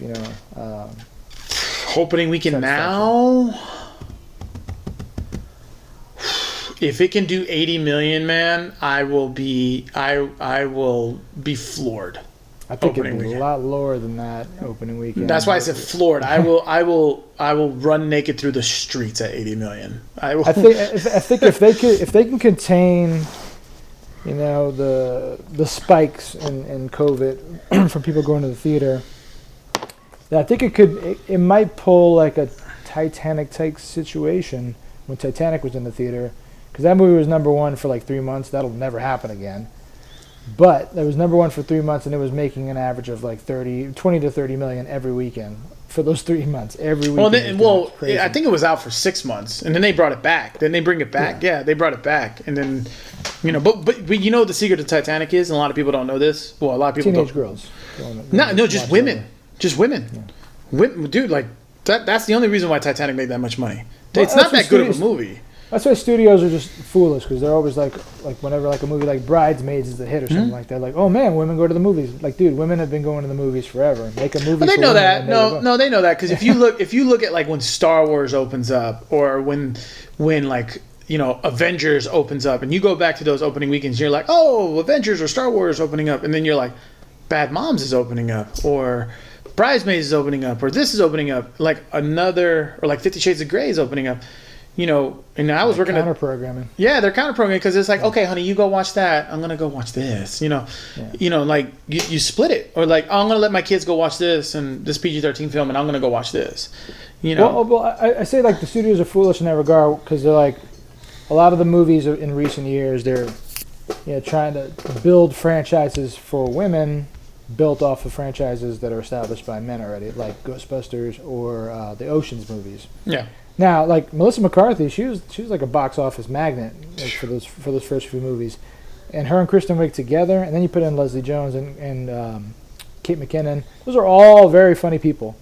Like if they would have just made an original paranormal hunting comedy, make it R-rated too with Paul Feig. He likes to do the R-rated comedies. That movie would have guaranteed been a hit. Yeah. No controversy, no nothing. Mm-hmm. But the Ghostbusters, they tried to appease fans and also make their own thing, and it was a mess. It was just not funny. It's not a funny movie. The one thing that they did, which was really cool in that movie, was I was working at the theater at the time, and they gave us an aspect ratio, right, for the screen. And they had us, for the 3D version, they had us kind of make it smaller. Okay? Not much. Not like to where like, wow, you can really see this is the difference, but just a little bit smaller on the screen. So when the 3D came out, like when they would shoot their lasers, you know, the guns, the proton packs, it would come off the screen. You know, it would come off the screen like that, and the 3D looked like it was much more because it was overlapping the picture, but it was still on the screen, but you can't tell because it's black. You know, so think of a little box inside of a box, but then it's coming out of that, right? And that was really cool. Like I remember watching it, like, oh, this movie's not that good, but I mean, it was all right, but that was cool. Yeah, that it was cool. just kind of there, you know. They didn't really like bring much to it past like a theatrical experience like that. But like Ocean's 8 is another example. Like Sandra Bullock, Kate Blanchett, Sarah Paulson, you know, all these people, Aquafina, Mindy Kaling. That's a huge cast. If you would have just made it like an original heist movie with that same cast, they would have had their own franchise. Easy money, like for guarantee, would have been a huge. Sidebar: Aquafina doing a Danny DeVito impression on Jumanji 3 is the greatest thing ever. I'm not an Aquafina fan at all. I don't think she's that great. I just want to give her a piece of bark every time I see her, but I'm just like, that was funny. I like her in that, and I liked her in The Farewell. That was a good indie. Yeah, I just hate her. I think her stage name is stupid, and you know, like I think she's got talent, but. I don't know about her headlining anything. I mean, she headlined Farewell, and she was really good in that. If she did more dramatic stuff, is she an actress or is she like a comedian? Where did she's popped up out of the scene? She was like a YouTube comedian. Like I think she started off with that, doing like parody music videos or something, and then she just kind of blew up. But yeah, she's got talent, but like most of the stuff I've seen her in I'm not impressed with. But she was really good in The Farewell. That was a very good movie. And she was good in Jumanji. I like that. But yeah, Tenet, I don't know, man. I think 30 million is realistic for an opening weekend, and that would probably be considered a success with half a theater occupancy in all these theaters. As far as like personal creative, I mean, I'm pretty pumped for it. Like Nolan's probably like the only director in Hollywood right now that can get a $200 million original concept greenlit anymore. Yeah, he's the Spielberg of today. Yeah, exactly, just because it's him. Like Spielberg doesn't have that kind of cachet anymore. But yeah, like I'm excited for it. It's 10 years, after Inception came out, so maybe every 10 years he'll give us some kind of mind-bending experience. It's something to look forward to. But yeah, he's. I'm excited. I'm really excited to see it. What do you think? I don't want you to give me a 1, 2, 3, but what do you think are 3 Nolan movies people should watch? Well, I mean, not a top 3, but like you need to watch these 3 if you're not going to watch anything else. You need to watch Memento. Yep. You know, the movie that put him on the map. It's still a fantastic movie. Great story, great acting, super inventive. You know, with the way they told the story. Mm-hmm. Inception, like that's that was 2010. So like that's Inception was like. It reminded me of the movies like that we grew up in the 90s and 80s. Studios would take a chance on an original concept like that, and he only got that chance because Dark Knight was such a massive success, and Inception was a massive success. So it's like, okay, well now you could just do whatever the hell you want whenever you want to do it. Like he earned his stripes with those 2 specifically, and Dunkirk I thought was going to be the movie that would be his first box office failure. As far as like grand scope type of movie, because like who's the biggest star in that movie? Kenneth Branagh. I think we talked about this before, right? Kenneth Branagh. But it made a ton of money. Like it was a big hit. Like Nolan's got that name now, So Inception, Memento, and Dark Knight. Dark Knight, I think, just really set the bar so high for comic book films. It's essentially a gangster movie with Batman. Like Yeah, that's the difficulty I have with it, because I'm a Batman fanatic, and I'm just like, it's a cool movie. It's not a Batman movie, but it's cool. It's movie wise, storytelling. I feel like Nolan found his visual voice with the Dark Knight. Like all the movies he made before that were very good to great, like Insomnia and Prestige and Memento, and then Batman Begins was a very good jump off. But you could tell like it's his biggest movie up to that point. The action scenes aren't great. A lot of close-ups and quick cuts, and there's a lot of CGI. He uses a lot of models too. He uses a lot of models. A lot of models and a lot of CGI with the cityscapes and all that kind of stuff. And he went just a completely 180 from that point on. Like almost, if he could do practical for everything, he will. Mm-hmm. Like Interstellar, there's a ton of practical stuff still. So like I was just like, I feel like he found his visual voice with Dark Knight. So that was kind of like, I feel like that's essential watching to get Nolan's eye. Dark Knight, and Inception, and Memento. Inception is probably my favorite movie of his. That's a good choice. I mean, yeah, I mean he's that guy. He's the Spielberg of today, I guess, right? Which is interesting because you have to compare him to another guy who I would compare Spielberg to Kurosawa. You compare him like he's kind of go down this trail of comparing directors to your favorite or even their favorite director. Yeah. But I don't know, man. No, I don't know what this movie's gonna do. I don't know, because I think right now we're probably looking at getting into, will this help lower budget films or any films better, or will this just be like, no, we need to dig our heels into the ground and still, stand on the back of big films. I think it's definitely pushing that way where the smaller films are going to find their way onto streaming services more than ever now. Are you like I don't know, what's your whole feeling about studio movies, even the smaller studio movies, just going straight to home? Being a guy that works so closely in the theatrical world. I'm all for it. I'm all for whatever can get something to the consumer. Simply because I look at it through different eyes. The film going experience is not what it was, and I really support Nolan on wanting it, but it's not. It's not. I mean, we've talked about this before, where like Alamo for me is like the gold standard, right? Or if you go to like a very you go to the Beverly Cinema, or something like that. That's like a gold standard of watching a film. So there's so many moving parts in this where you can't control the movie-going experience. But what can I control? I can control the product getting to the consumer. So how can I become innovative, right, in getting this product to the consumer?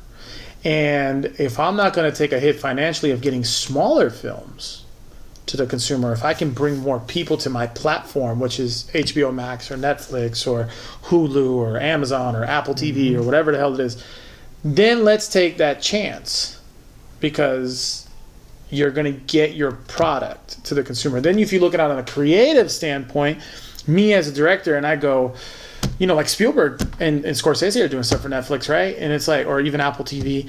And Tom Hanks's Apple TV thing got sold to Netflix now or something? No, it's Apple TV. Was it Greyhound or something? Something like that, Greyhound. And it's like, okay, on a creative standpoint, I'm directing this movie with Tom Hanks, but box office wise, it's not going to do well. So, which means that can hurt me as a director, because people don't care about the product. People care about the money. Studios care about the money. There's a really good, interesting take on this from Guy Ritchie, who talks about King Arthur. He's like, he's like, I was set for failure before the movie came out. He goes, when I was working on it. He goes, and they announced it as a 6 movie series. Like make one good movie. Make one good movie. And it's not bad. It's not bad, but when it's like, you need to cut it, you need to trim it, you need to do this, and it became this like massive thing. It's like, okay, how about we just ground this a little bit more, and we put it on a platform. and then you do 1, 2, 3, build up a repertoire, and you can do whatever you want. And you can still get your creative product to the consumer. But then the other moving part is, okay, if I do that and I make this excellent drama that's just a masterpiece and people love it and acting is top notch, but then it doesn't get seen by award seasons. The Oscars doesn't recognize it. The Emmys or the Golden Globes, your TV show doesn't get recognized or whatever. Then it's like, what am I looking for here? Am I looking for my creative idea to get out there as a creative person, my script, my directing debut, my acting, or am I just trying to chase a little gold statue? Or am I just trying to chase my next big project? Or am I going to be like Michael Bay? Cool, I'll do another 8th Transformers movie, but the next movie I do for you guys is mine. And that's where he does 13 Hours. Or Pain and Gain. Or, now he's on Netflix with Six Underground. Like, I just want to do what I want to do. Which is quite awful, by the way. Oh, it's not great, but it's fun. It's so much fun. I feel like he doesn't even know how to direct an action sequence anymore. It's just, stop it's it! A mess. Stop it's it! A messy movie. Stop man. it! But yeah, I think for me it comes down to like two of those things that you said. Like it's getting as many eyes to see my movie as possible, and two, making that movie to be able to make the next one. So like, yeah, I used to be all about I don't know if you can hear the baby screaming. It's fine. I do. I have a 3-year-old upstairs. I hear footsteps banging up there. So yeah, he's so vocal these days. Just he likes Monsters Inc. So he's always like, "Rawr." Let him be. Let him be. If anybody who's watching this has a problem with it, go watch something else. We love kids around here. We're like the Wu-Tang. We love the kids. Yeah. Trick love the kids too. Trick love the kids. But yeah, like growing up and still like in my adulthood, I respect the Oscar. Like if I was able to somehow get one, like I'd feel like that was an achievement. But like right now, it's really just about like I just need to get my movie seen, and I want that movie to be able to propel to the next one, and propel to the next one, and so forth and so on. But you have 2 movies out, right? I got 2 movies. One is on Prime called Death and Cremation. I co-wrote that with the director. That was a fun experience, and luckily everything that was on the page made it on the screen, which never happens. But when you have the small micro budget that we had, you're able to do those kind of things. Once you make the bigger money, then you got more studio interference. And then I have Sex.com, which is a raunchy college comedy in the vein of stuff that we grew up with, in the 80s and 90s. That's on iTunes right now for rental and purchase, and I think you could buy it off Amazon, but it's not on Prime. But yeah, there's pros and cons, to the micro budget boom and indie film boom, and with all the streaming platforms thirsty for content. But that's the problem. Is just like there's so many streaming services, so much content. Like you have to have something that brings people to your movie. Like a lot of times on Netflix, like our brother would say, like, "Oh, hey, did you check this movie out? It has nobody in it that he knows." I just kind of stumbled on it, and it's all right. So that's what you kind of have to hope for, unless you have still a name in your film. Mm-hmm.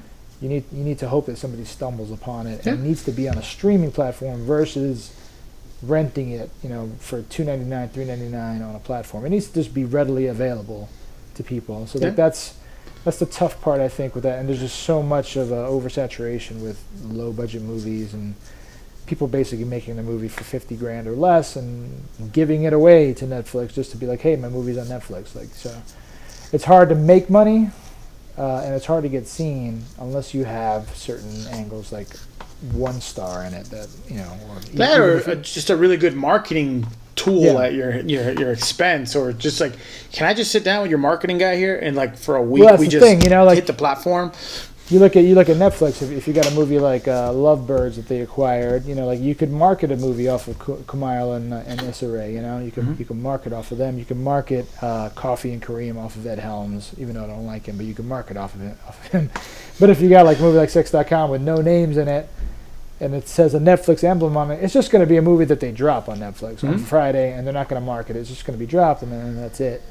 So there's pros and cons to it. Like there's pros of getting it on there if you can, multiple places you can put it on, but the cons are there's so much of it. So like who's actually going to see it? So it's tough. Do you super think tough. film festivals help? Any of them? I still think film festivals help. That little symbol, that little gold little Yeah. leafy Yeah, thing around it, and like we're a I forgot what you call those selection. things. The laurels. Let's look on the laurels. Yeah, No, I do think that helps, and I do think that the announcement on Variety or Deadline or whatever that like Netflix bought this movie for $5 million or $10 million, I think that helps. I'm not making fun of anybody. I just think it's hilarious Yeah. when I see a poster when there's like 15 of them on there, and I'm just like, I don't even know 14 of these, you know. And there's 15. You're just like, yeah, I guess it's good. Sure. For features, unless it's like one of the top like 5 or 10 laurels, then I would be like whatever. But for like short films, I think it's important. Short films are tough to get into film festivals. I got one that I produced with some friends. It's been in a few film festivals, and they're smaller ones in like Texas or Oklahoma and stuff like that. I think it's cool for short films to broadcast it because I've made like a couple of short films and submitted them to festivals, and they've gotten good responses. And here's the shitty thing about festivals, though. They'll tell you that they'll accept a short film from whatever length up until 45 minutes. Mm-hmm. That's like the cutoff. Most of them are like that. But they have no intention of showing a 45-minute short. So they will take your money. They'll take the $25 early entry fee to the $50 late entry fee with no intention of ever showing your movie because they want to show as many films as possible at the festival. So I understand their model. They want to show as many films as possible, and they also want to take money from as many people as possible. Jesus. So it's kind of shitty. And the last short that I directed, Thinking Ahead, I got like a good review from the Fort Lauderdale Film Festival, the head that runs it, because my friend is friends with him, and he's like, "Yeah, I saw it. It's a super clever movie. It's just a little too long. It was 25 minutes. It was a little too long. If he was able to cut out a couple scenes, then maybe I could, get it in there. And I want to cut out a couple scenes. Yeah. This is what I like. This is what I put together. Yeah. This ain't. I'm not Zack Snyder. What's wrong with you? That doesn't mean that I support this whole Snyder cut, release whatever cut movement. Stop it. Stop it. It's gonna be great. I will watch it because I get HBO Max for free, and I will watch that cut when it comes out. Here's my issue, man. It's a slippery slope. No, it's not. No. Because I don't think. I get what you're saying. I get what you're saying. It's a slippery slope, but I don't think we're gonna go down that slope because I think a lot of it is logical. What's his name from Suicide Squad is doing is like he's running his own flag and ship, which is. Sure, you want to release a Suicide? So Warner hasn't greenlit this. No, cut yet, they came out and said like, "Hey guys, one thing at a time." Calm down. I think Ayer just probably has stuff at his house, and he's like, "Let me put something out. Let me redeem myself," which is all right, cool, man. Do you? I mean, I'll say that the Comic-Con trailer, the more serious toned, Suicide Squad trailer, it was good. Like it looked good. And I'll say that from Fury on, I like how his vision has changed. It's definitely more classical film, type stuff, like really like wide shots. You see everything that's going on. Like it's not a lot of not a lot of handheld stuff or anything like that. It feels like movies that we grew up with in look. Mm-hmm. But I didn't think Fury was anything to really write home about. It's not a bad movie. No, it's all right. About. It's not bad. Yeah. But with Snyder, I made this argument before is.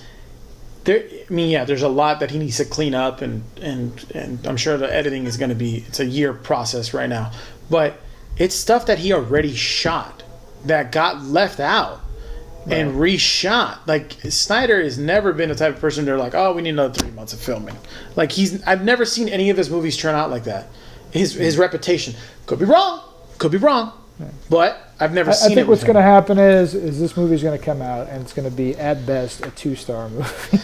You know what? I think it's going to be so much more coherent. I think it's like the Batman v Superman cut, the extended cut of that. It's like, wow, this flows so much better if they only had let him. And it's not even that it's rated R. I think it ended up being. How long is that version? I forgot. It's probably it's back here somewhere, but it made so much more sense.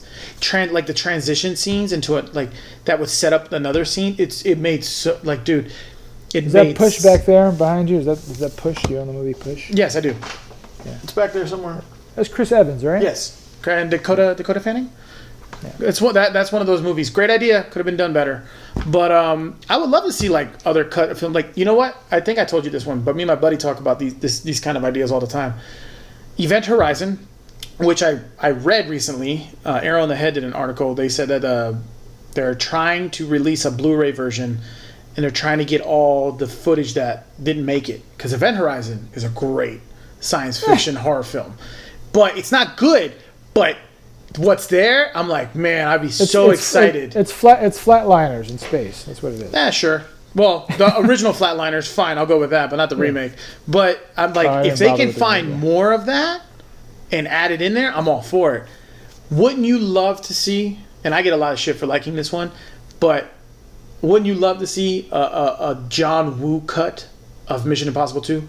I never even knew that there was a controversy that it was studio interference with it, because I thought John Woo was on a pretty good high coming off Face Off. Well, this is his first PG-13 U.S. movie, if you think about it. It's Cruise, so you know he put his finger there somewhere. For sure. I mean, he handpicks his directors. Yeah, and you can kind of see when you watch it, because I just recently watched Mission Impossible 2. I actually went backwards. I started with the latest Mission Impossible and worked my way down just to kind of see the evolution of it, go back to like a TV show. That's what I love the first one so much. The first one's still the best. Yeah, sure. But it's like a TV show. They don't use guns until the end, barely. And but if you watch it, like some of the action is cut short. There's still that John Woo feel, the doves and the slow-mo and stuff that John Woo is known for, which I love personally. But you just kind of like, this feels like it got messed with. And there was an article years ago that John Woo said something no, the movie is what the movie is. Of course I would have loved to do something more with it, or something like that. Like he didn't allude to anything, but you could tell but come on, a rated R John Woo Mission Impossible 2 film would be amazing. Yeah, I mean, I know Fincher was attached to do a Mission Impossible movie for a long time. I wonder how that would have turned out. Yeah. But, I don't know. Event Horizon, I'm not a big fan of Paul W.S. Anderson. Let's not confuse everybody with P.T. Anderson. P.T. Anderson's a phenomenal filmmaker.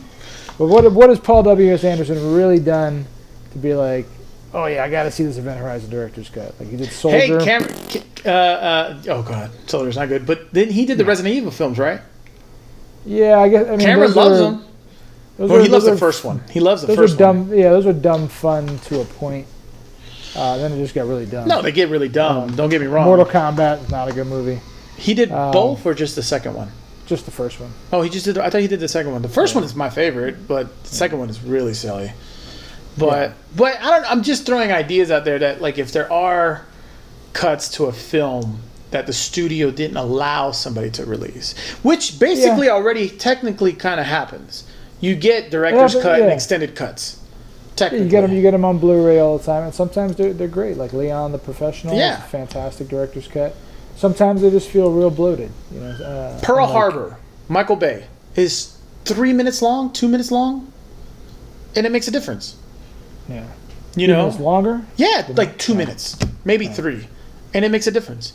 A lot of people still don't like Pearl Harbor, but I'm like, just because they show more blood or a little bit more gore, and some other things got added into it. But like those are one of those examples. I'm like, well, I think the worst or the best example to use on how this is not a good idea is the Lucas cuts of episodes 4 through 6. Like the fact that we don't have access to the original untampered versions. Like where Greedo doesn't shoot first. Well, they're out there. They're just hard to find. It was it was released once. They should be made publicly available. They should be put on Disney Plus. I agree. All that kind of stuff. It takes a lot of those scenes. Like there a couple of scenes are okay. Like the cityscapes that he added in CGI. They kind of help bridge the gap. With Return the of the Jedi is a Return. Yeah, Return of the Jedi where they do like a whole alien dance singing sequence. At Jabba the Hutt. I was just like, wow. But those are all things he admitted that he said he wanted to do if he had the technology. So it's not but they don't fit. They don't fit. But he would have done it if he had the technology. Yeah, I think with the technology, he would have been able to do it before. But like the whole Jabba the Hutt scene in episode 4 where Han walks over the tail, it looks just silly. Oh yeah, no, it looks ridiculous, but. It's not necessary. Yeah, like it's just Lucas feeling himself, and it's I don't know what kind of deal that he signed with Disney, like to say like, hey, you cannot release the original versions anymore, or something like that. Because I feel like Disney would have done it by now. That's money they could be making with like real Star Wars fans would be happy to own There's a those guy original movies in Blu-ray. out there in the world.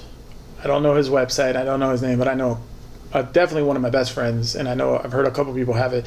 He took those original DVDs and remastered them for Blu-ray, and he sells them like online somewhere, and you can get it. But I've never bought it. Unlike the dark web, so Disney doesn't find No, it. not well. It's not dark web. You know, I'm not gonna point you to where. You know, I'm not going to show you how Jerry Epstein didn't hang himself or anything like that. But, you know, I'm just trying to tell you, like, it's out there. But I don't know, man. I hope this does is this kind of pushes studios to allow creative directors or people to just F it, release your cut, release it. It depends on the model set in place. Like, you know, if you're not the Russo brothers, then you're not going to have creative reign in the Avengers universe. You're gonna come in and you can bring your vision, but you also need to fall in line. I don't think those guys have creative reign anyways. I think Marvel steps in anyways. But they changed. I think Feige is like, no, we're gonna do this. No, but they brought, like, with Winter Soldier, that changed the whole dynamic of Captain America, and that's still my favorite one, Winter Soldier. Yeah, I agree. Like Civil War, and then they got Infinity War, and they got, you know, Endgame. All fantastic movies. They don't look like, you know what the best the solo movies comic book movie in my opinion is, and I wish they had released that cut. And it's better than Dark Knight. I love Batman, and Spider-Man 2, the director's cut, is an excellent piece of filmmaking for comic book I'll films. tell you this, Spider-Man 2, just the regular version, is still like a top 3 comic book movie all the time for me. Fantastic. It's such an upgrade over the first Spider-Man. Oh, yeah. And the first Spider-Man's good. It's good.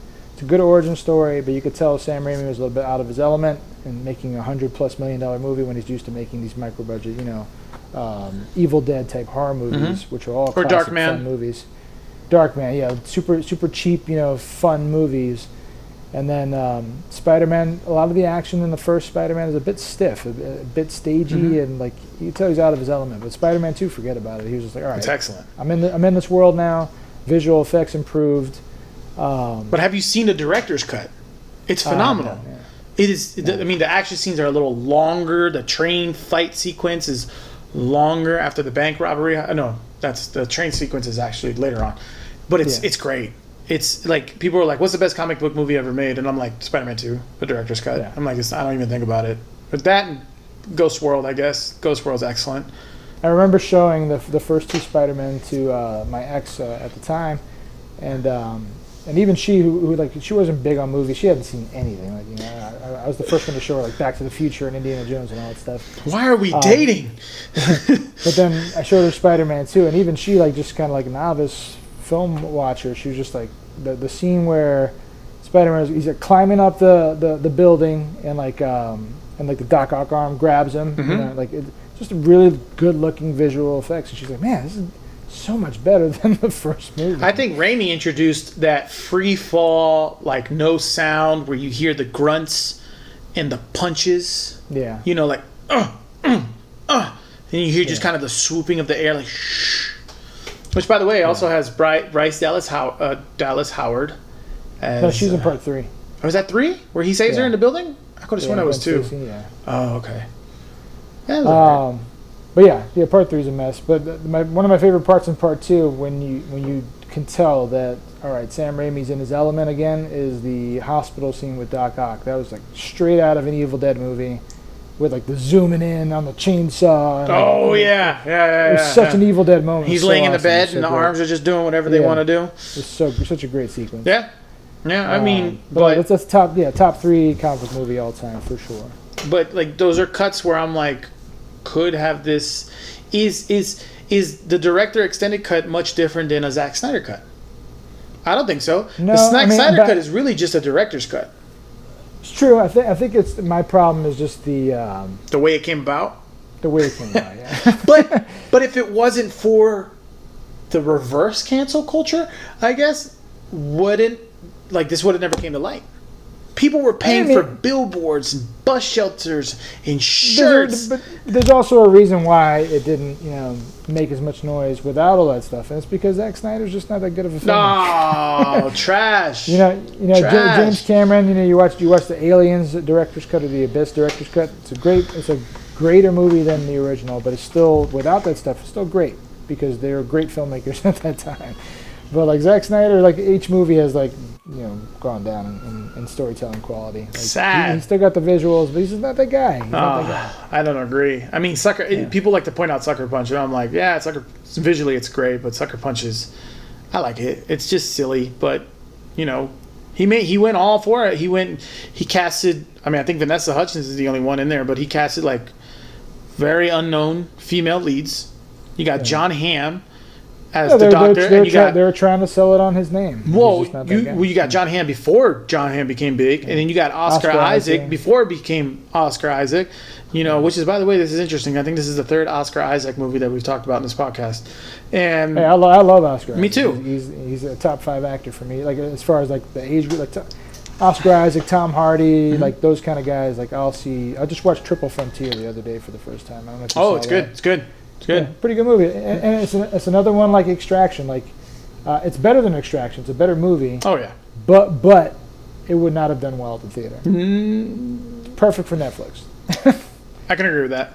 Yeah. I can agree with that. Yeah, sure. I'll go with that. It would have got lost. It probably would have made maybe 20, 30 million at the box office, which is probably what it cost to make. So it would have been a failure. But I think Zack Snyder is a very I think his movies are a hell of a lot of fun. And I think if he's allowed to tell his story as deep as he's able to, I think he can do a great job. Because he's just we'll see. He's like The Watchmen is probably, with the exception of the ending, or how the ending happens. It's the only movie, and I think we talked about this before, the only movie to be almost to the T of the source material. Well, that and Sin City. I heard Sin City is almost panel for panel. Yeah, that's true. But Frank Miller was so involved with that. Right. I mean, where the guy from The Watchmen didn't want anything to do with any of his... He doesn't want anything to do with anything. No, nothing. He's literally a grumpy old man. He's a miserable person. Don't follow me. Don't listen. I don't like anything. Put the check in the mail, you asshole. No, I heard that he didn't even cash that check. Really? That's what my best friend told me. I was like, because I had made that argument. I was like, oh, then give back your check. He's like, I don't think he took a check. I was like, I don't know. Adaptations. I think we talked about this before as well. Like, I'm fine with faithful adaptations. That's great. I'm also fine with drastic changes to the source material if it works for the movie. So, like, this is a faithful adaptation. I don't know what his problem is, with how it turned out and why he wouldn't cash a check, or maybe he just didn't like the director. Maybe he just didn't like Zack Snyder, or grumpy old man, want to go against the system, wants to not. I don't know. Who knows? But like, I'm fine with either or. Like, if you want to change something because it works better for a movie, sometimes being faithful is a roadblock. For some people, because then it's like, all right, well, it's not working for this. Like Walking Dead, I don't know if we talked about this before, but like Negan's a ridiculous character. And he's perfect for a comic book. But if you put him in a show where, yes, there's zombies that exist, but the show was still kind of established in a real-world kind of feel, Negan feels just so out of place in that world on TV. And everything that comes out of his mouth is just so ridiculous. I'm like, this is not a real person. I don't believe this person. I believe Rick is a real person. I believe Michonne is a real person. This is all you, man. I stopped watching after... Yeah. Well, I stopped... I finally quit. I think it was the beginning of last season or something like that. I was just like, I just can't do it anymore. I watched a couple episodes that my friends are in. They were in the other one. What's it called? Fear the Walking Dead. I had a couple friends. Shout out to Jorge Luis Paulo. He was in an episode. And had a couple other friends in some other episodes. And one of my really close friends, her brother is... oh my God, I'm spacing on everybody's name. He's in the actual Walking Dead show. He plays McDermott. What's his name? He was on Last Comic Standing. He plays the nerdy scientist, fake scientist, who ends up going to the Negan camp. Yeah, I know what you're talking about. I forgot his name. again. I stopped watching. I was like, I can't do this anymore. You know. Yeah. So like I stuck with the regular Walking Dead for a while because I invested a lot of time. Like I feel like it's easier for me to walk away from an unfunny comedy than a drama that I invested a lot of time into, like Dexter. You know, and Dexter let me down so bad. It did. So many people it down. so did. Oh, it did. But Walking Dead, like, so the Fear of the Walking Dead started, and the first season wasn't great. It had moments, but it was only 6 episodes, so it's like, okay, I'll come back for the second season. And then I watched all the second season, and I was like, this is not good. Like, I'm not going to be fooled twice, so I quit.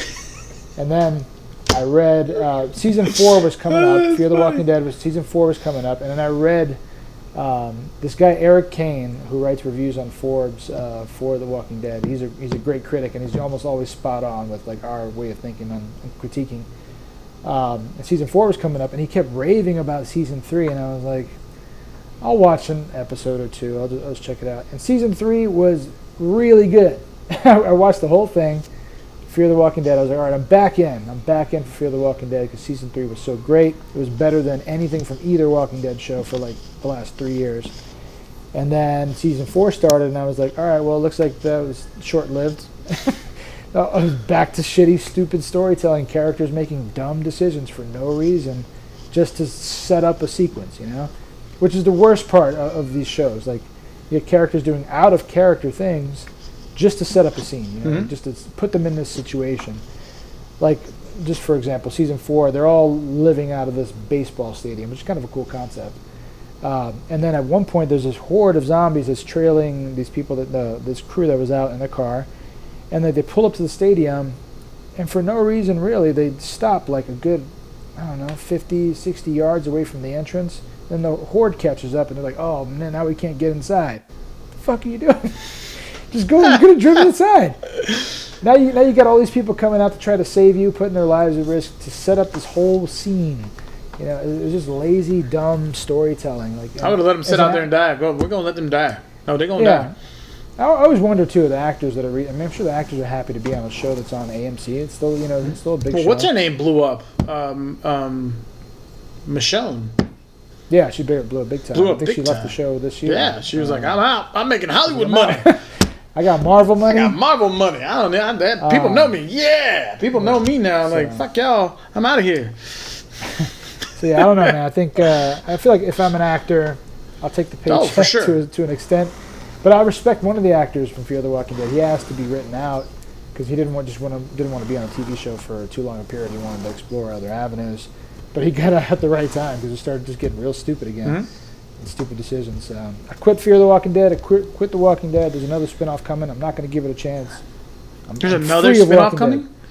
Another spinoff coming. That's supposed to take place like years and years into the... You just surprised me. That's how much I know about all that. And then there's movies. There's 3 Walking Dead movies centered around Rick Grimes. I don't want to... Don't fill my head with useless nonsense. Like, I already have enough useless knowledge in my head. I don't even want it. Oh, Jesus Christ. Yeah, I'm always wondering if like, are you guys not watching your ratings dwindle every week? Are you not paying attention to that? Like, you're losing fans, but you keep investing into the series. Like, you need to step away. You need to leave the zombies alone. Speaking of stepping away, I gotta step away. Yeah, man. Yeah, we're almost 2 hours. It's been a long podcast. It's a good one though. We covered some ground. Yeah. We covered some ground. But hopefully you still get to watch some stuff. I don't know if you've seen The Five Bloods yet. Hopefully check that out. I started it, but I couldn't finish it. I also forgot to tell you, I watched Just Mercy with Michael B. Jordan. How was it? Very good. Feels like a movie that, like a drama that we would have watched in the 90s that a studio would greenlit, the drop of a hat with no problem. And it's available for free to rent on all platforms for the rest of this month. Yeah, that's true. That's true. So worth checking out, even worth spending a few dollars if you don't catch it this month. It's a good movie. And I forgot to tell you, I stumbled across a classic film. I watched The Awakenings for the first time 2 weeks ago. It's excellent. It's been a while since a movie made me cry, and I was like, I can't right now. Every single time when Robert De Niro's mom comes in after he's woken up. And he just, he's like shuffling towards her, to hug her. No, for me was when he tries to say goodbye to the girl. Oh, yeah. In the kitchen, in the cafeteria. Yeah. I couldn't. Nope. Too much to hit the feels. Robert De Niro, man, Robert De Niro. he took some chances. You know, like he wasn't always doing gangster movies. He wasn't always doing these violent, Cape Fear, Taxi Driver type movies. He would take chances and do those. Angel dramas, Heart. Angel Heart, yeah. That's a weird movie. It is, but he's in it. He's in it. Yeah. But all right, man. Lisa Bonet, though. Yeah. Lisa Bonet. All day. Yeah, man. We'll talk. We'll chat it up, people. What does it say under Bad Boys? Oh, what you gonna do? What you gonna do? All right, guys. Hope you guys enjoyed this podcast. Hope you're listening in or watching our video. Thank you, everybody. Yeah, thank you so much. And yeah, Alec. Till next time. See you in the next one. See you, man.